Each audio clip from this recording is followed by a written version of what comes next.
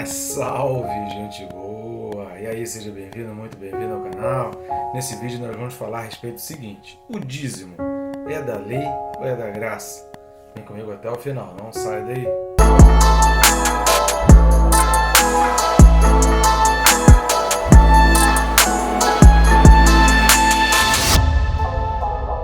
Antes, porém, querido, se você não está inscrito, inscreva-se aí bem rápido, peço sua ajuda. São rápido e fácil, clicou no botão aí inscrever, pronto, você já vai estar inscrito. Recomendo a você clicar no sininho, porque como todos os dias às 6 da manhã temos um vídeo comentando o versículo bíblico, isso vai te ajudar, vai te disciplinar a estar estudando as escrituras. E assim você vai se estimulando, a estar alimentando o hábito de todos os dias estar lendo a palavra de Deus. Nosso objetivo é estar ajudando você nisso daí. Tá certo? Vamos lá, o texto desse vídeo. Hebreus capítulo 7, versículos 2 e 3. Hebreus 7, 2 e 3 diz assim: para o qual também Abraão separou o dízimo de tudo. Primeiramente se interpreta rei de justiça, depois também é rei de Salém, ou seja, rei de paz. Sem pai, sem mãe, sem genealogia, que não teve princípio de dias, nem fim de existência. Entretanto, feito semelhante ao Filho de Deus, permanece sacerdote perpetuamente. Interessantíssimo esse texto. Esses versículos 2 e 3, eu tive que dividir em dois vídeos, por causa dos tópicos, para a gente elencar, para a gente falar de 10 tópicos, principalmente a respeito do assunto do dízimo. Num vídeo só não dá para a gente abordar, e não dá para falar só do versículo 2, porque tem um parênteses aí que começa no versículo 2, quem fez a divisão aí no século 13 de versículos e capítulos, poderia ter colocado todo o parênteses num versículo só, teria ajudado muito, né? Mas infelizmente a pessoa não fez, e aí o parênteses está dividido nos dois versículos. E aí então nós vamos ler os dois versículos em dois vídeos e vamos elaborar, né? São então dois vídeos que são complementares explicando esses dois versículos. Tá legal? E tá sendo bênção na tua vida, querido? Eu peço a você, se você, um favor teu, né? Um favor especial, com todo carinho, contando aí com a sua generosidade, se você puder estar nos ajudando no canal. Você pode fazer isso de várias maneiras, uma delas é fácil, grátis e rápido, não vai tomar muito tempo do seu vídeo. Quer clicar nos botões aí embaixo, de curtir, comentar e compartilhar. Comenta, que nem que seja um glória a Deus, um aleluia, bota a mãozinha, um coração, não tem problema. O importante é curtir e comentar, porque o YouTube ele vai recomendando esse vídeo para outras pessoas, né? E compartilhando, você leva para pessoas onde nem eu nem o YouTube conseguiríamos alcançar.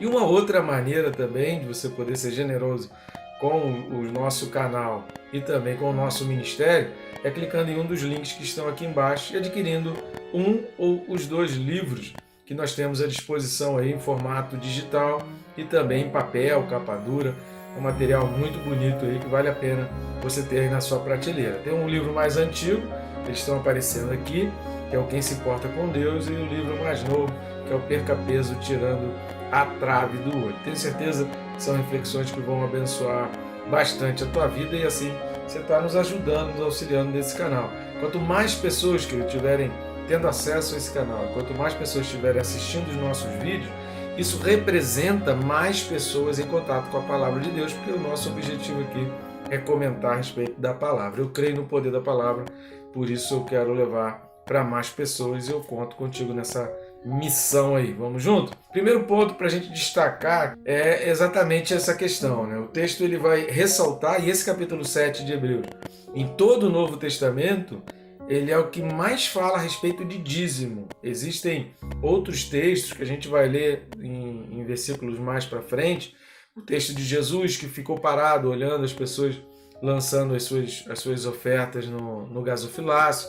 Então tem muito texto no Novo Testamento falando sobre oferta, porque para o povo neotestamentário o dízimo era uma coisa indiscutível, é impossível ser fiel, fazer parte das religiões da época sem entregar dízimo. Então era uma coisa que era inquestionável, as pessoas não tinham dúvidas com relação ao dízimo, isso era ponto pacífico, né?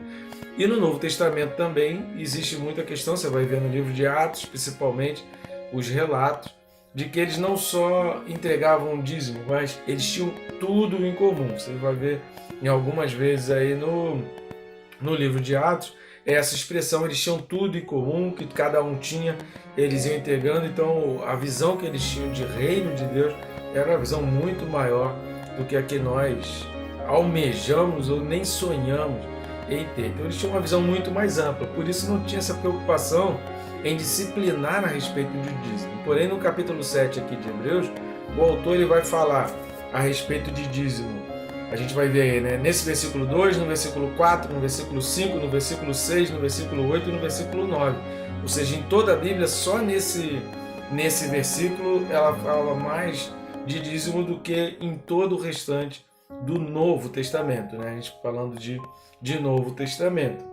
Só que a ênfase aqui não é a ênfase no dízimo, mas ele está falando do relacionamento entre Abraão e Melquisedeque, mais especificamente trazendo a importância de Melquisedeque, porque ele está puxando a linhagem de sacerdotal de Jesus, a ordem sacerdotal, como ele menciona e a gente falou nos dois últimos vídeos, de Melquisedeque e não de Arão ou de Levi. Por isso ele faz questão de trabalhar todo o conceito em cima de Melquisedeque, para que a gente tenha o entendimento, mas o relacionamento de Abraão com Melquisedeque, ele se deu em um encontro, que houve um agradecimento, houve uma entrega de dízimo, houve uma gratidão, e ali a bênção de Melquisedeque sobre ele. Abraão existiu quando? No período da lei? Não, Abraão é anterior à lei, a lei ela veio através de Moisés.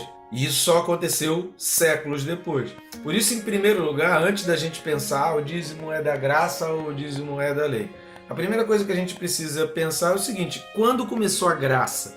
Porque às vezes a gente tem a noção de que a graça só começou a existir a partir de Jesus. Já falei isso em outros vídeos. Tem algumas pessoas que pensam que Deus se converteu com Jesus, e aí antes de Jesus não havia graça, só havia rigidez, era um Deus duro, um Deus macabro, um Deus sem misericórdia. E aí com Jesus ele ficou um Deus mais molinho, né, mais amoroso, e aí ele tem graça, tem misericórdia, tem nada disso. A graça ela começa em Gênesis capítulo 3. Em Gênesis capítulo 3, quando Adão e Eva foram o primeiro casal, eles cometem um pecado. A graça ela começa ali a se manifestar quando Deus faz aqueles questionamentos e percebe que eles estavam cobertos com folhas, né, com vegetais, e Deus faz o primeiro sacrifício para então cobrir a vergonha originada do pecado que veio sobre Adão e Eva.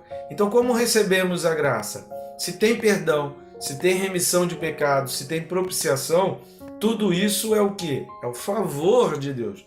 Quando a gente fala do véu, do Santo dos Santos, como nós falamos nos últimos vídeos, essa entrada já representa a graça de Deus, porque o acesso à presença de Deus poderia ser completamente fechado. Deus fez isso com relação ao Éden, que colocou querubins lá.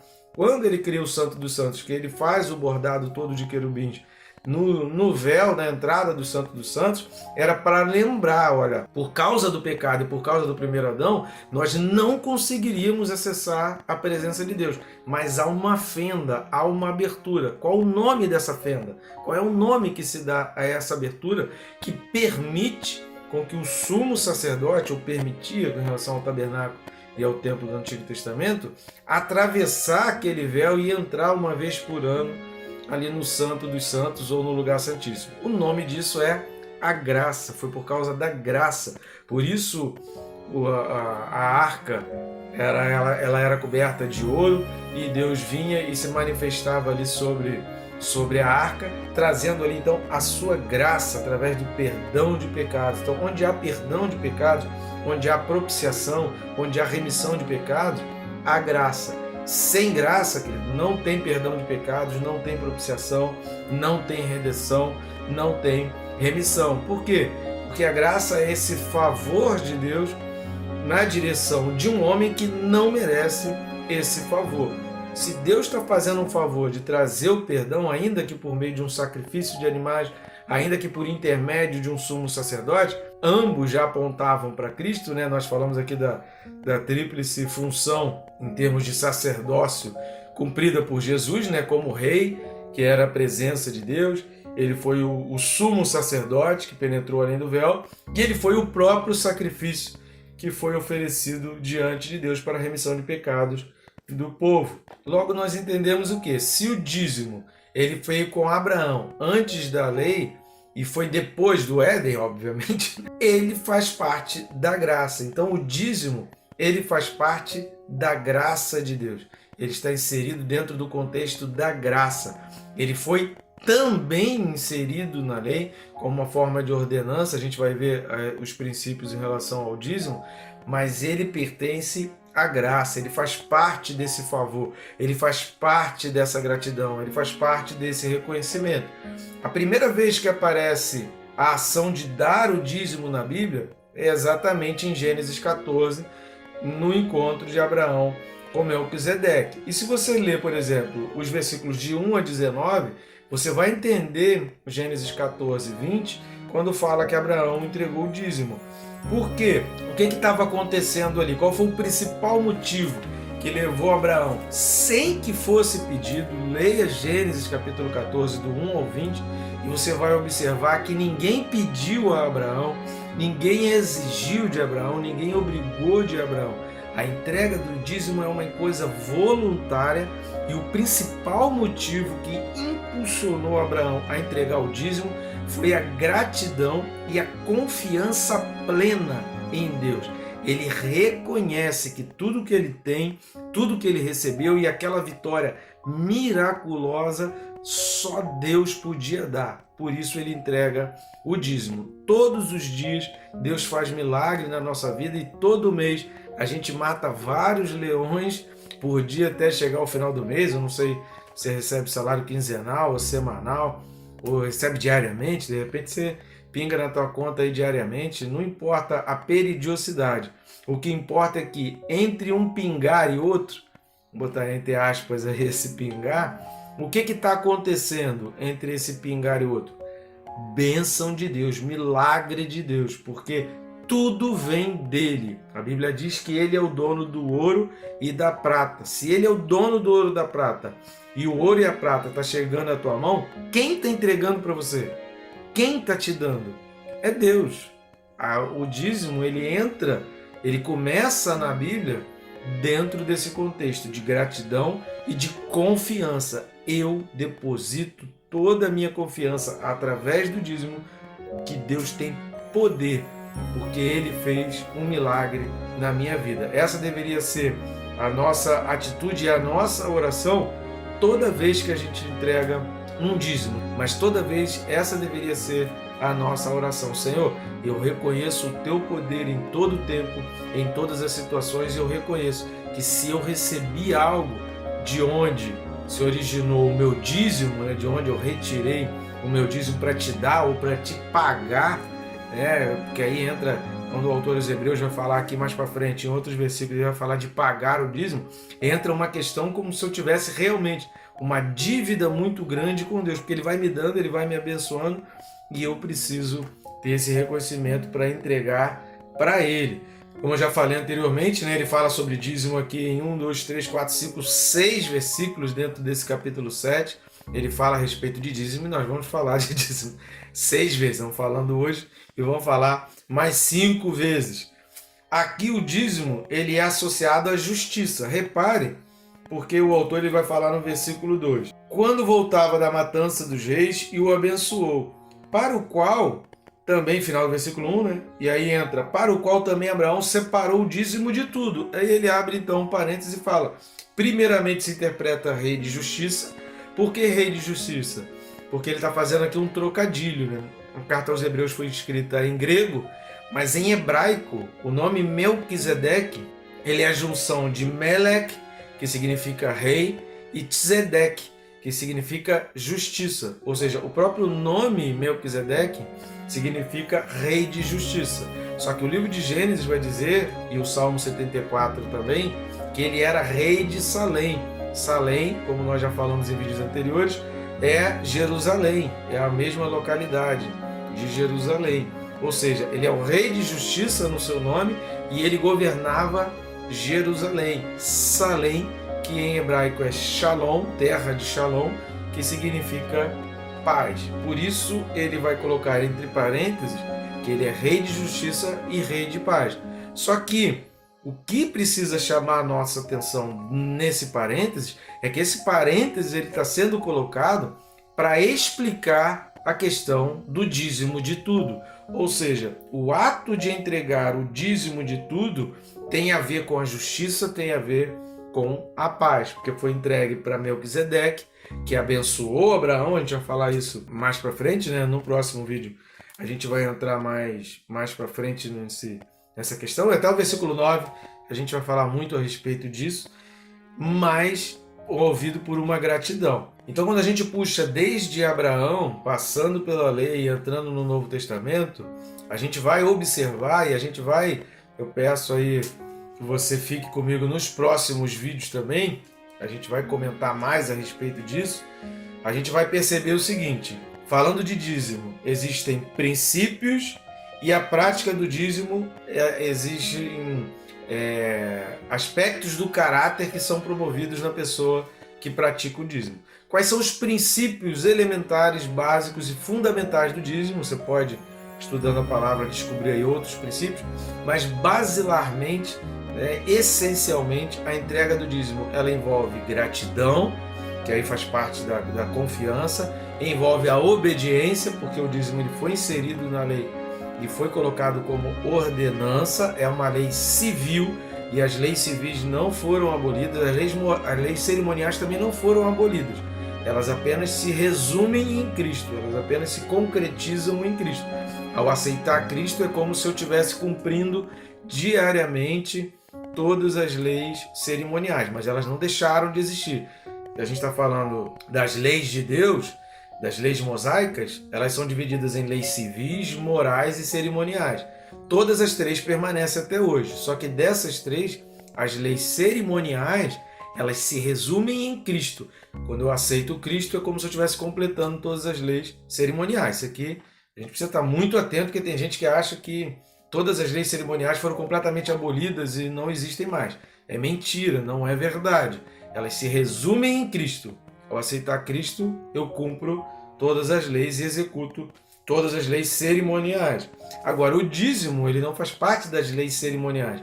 Ele está inserido nas leis civis e, em parte, também na lei moral. Logo, essas leis permanecem, elas têm uma validade eterna. Por isso, no próximo vídeo, a gente vai falar do permanece sacerdote perpetuamente, porque Jesus se originou e veio de Melquisedeque. Então, os princípios para o dízimo são a gratidão, a obediência e a vitória espiritual. Por quê? Porque a Bíblia vai falar no Novo Testamento que o amor ao dinheiro é a raiz de todos os males. Por causa de dinheiro, pessoas matam, por causa de dinheiro, pessoas mentem, por causa de dinheiro, pessoas entregam outros à prisão, por causa de dinheiro, pessoas vão parar na prisão, por causa de dinheiro, há separações familiares, marido e mulher, pais e filhos, por causa de dinheiro, filhos matam pais, ou seja, o amor ao dinheiro ele se torna um mal terrível. E a prática do dízimo, ela vai desenvolver um caráter, uma pessoa que tem a prática do dízimo. Aliás, muitos coaches que nem religiosos e nem cristãos são, eles falam que para você estimular a prosperidade é importante você separar periodicamente uma parte para doações ou para caridade. Isso faz parte da prosperidade. Eles entendem isso como um princípio para gerar prosperidade. Mesmo quem não é cristão, mesmo quem não é judeu, mas enriqueceu e tem caráter também, né? Você vai perceber eles falando disso, olha, entrega sempre uma parcela para caridade e para ajuda. Dentro desse desenvolvimento do caráter do ser humano que pratica o dízimo, nós temos quais características? A honestidade, o dízimo ele vai estimular a prática da honestidade, você se torna mais honesto, você se torna mais fiel. Há um controle financeiro, você começa a ter um controle financeiro maior, até porque Deus abençoa os outros 90%, então há um rendimento maior. E se você consegue separar 10%, você consegue fazer como o pastor Arão Xavier fala aí nos seus vídeos, que foi o que José fez, você consegue separar então a quinta parte. Essa deveria ser a função principal, né? Isso deveria ser inegociável para a gente que é cristão, mas principalmente quem vive no Brasil é muito complicado, isso não é uma tarefa fácil, separar a quinta parte, né? O dízimo já é uma luta, mas desenvolve a fidelidade, o controle financeiro, a fé, que lembra que o princípio tem a confiança, se vai envolver a fé. Eu creio que Deus vai suprir, eu entrego em primeiro lugar o dízimo é a primícia, o dízimo é antes de pagar qualquer outra conta, porque eu creio que Deus vai suprir, Deus pode fazer um milagre, até uma dívida Deus pode reduzir para encaixar a dívida no meu salário, que é pequeno, que eu achava que eu não conseguiria pagar. Eu tenho experiência várias vezes disso que aconteceu, ou entrar uma ação na justiça, acontecer alguma coisa que entrar um dinheiro extra. Cara, Deus faz milagres assim, que a gente não tem nem como explicar, que eu não teria como enumerar aqui, mas a fé depende disso. Eu confio em Deus, eu confio que Deus vai suprir todas as coisas. E a justiça, dentro do caráter de alguém que é um fiel dizimista, há o senso de justiça. Eu estou entregando a alguém que me deu tudo primeiro, então nada mais justo do que eu separar uma parte para o desenvolvimento da sua obra e o crescimento dessa obra. Isso é fundamental. Querido, não se importe nem se preocupe muito com quem está recebendo o dízimo. Se você tem desconfiança, procure uma igreja, uma instituição que você consiga ter mais confiança, que tenha mais transparente, que tenha uma administração melhor. Eu particularmente faço parte de uma igreja que é a Igreja Batista Atitude, e ela tem um controle financeiro rígido. Se você pesquisar, se você for lá na administração, é uma empresa que tem controles e relatórios financeiros melhor do que muita multinacional. Existem níveis de aferidores de todo o dinheiro que entra, pastor nenhum coloca a mão, nem sabe. Pastor presidente, é óbvio, você recebe relatórios, mas você não sabe ali, você não manuseia o dinheiro que está entrando. Os pastores nem têm acesso, existem tesoureiros, o dinheiro vai caindo numa conta, existe todo um controle, as compras só são feitas por notas, é tudo feito de maneira honesta e tentando ser o mais legal possível. Então assim, fechando brecha, porque querido, o diabo atenta, o diabo perturba. Não é porque é pastor, não é porque é um homem de Deus, que não significa que não possa pecar, é ser humano como outro qualquer. Se você não tem controles, se você não tem critérios, se você não procura ter uma gestão administrativa que minimize as brechas para o diabo atentar e perturbar a liderança ali, obviamente, querido, que o risco é muito grande de lideranças caírem nessa questão financeira, porque esse é um dos princípios, dos maiores males que pode acontecer a um ser humano. Então procure, se você tem desconfiança na sua igreja, procure uma, querido, na qual você consiga ter confiança, que você saiba que tenha uma transparência, uma prestação de contas, pessoas administrando perfeitamente. Mas não permita que o diabo roube de você o desenvolvimento do teu caráter e as bênçãos decorrentes da entrega do dízimo que Deus tem preparado para a tua vida. A graça de Deus te alcance, querido, hoje e sempre, em nome de Jesus.